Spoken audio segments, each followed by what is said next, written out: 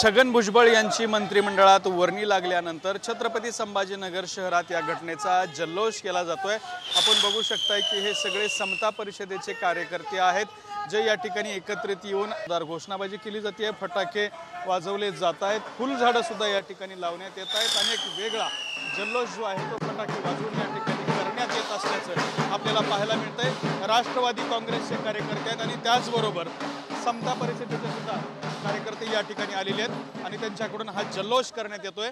भाऊ, काय सांगाल तुम्ही? भुजबळ साहेबांचा हा मंत्रिमंडळात वर्णी आणि तुमचा जल्लोष काय बोलले? भुजबळ साहेबांची मंत्रिमंडळात वर्णी आणि तुमचा जल्लोष सुरू आहे।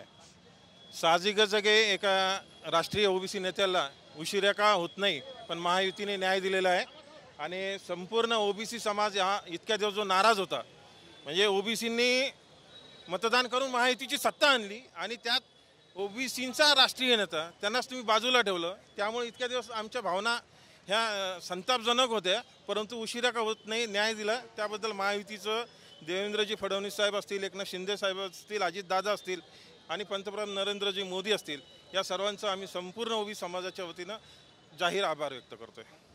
तर अशा पद्धतीनं जल्लोष करून जाहीर आभार सुद्धा व्यक्त केला जातोय आणि या ठिकाणी हे पेढे सुद्धा भरवण्यात येत असल्याचं आपल्याला या ठिकाणी चित्र पाहायला मिळतं। हे सगळे कार्यकर्ते एकत्र आलेले आहेत आणि त्यांच्याकडून पेढे जे आहे ते भरवण्यात येत असल्याचं सुद्धा आपल्याला या ठिकाणी पाहायला मिळत आहे आणि अशा पद्धतीनं या ठिकाणी राष्ट्रवादी काँग्रेस, ओबीसी संघटना आणि समता परिषदेकडून जल्लोष व्यक्त करण्यात आला।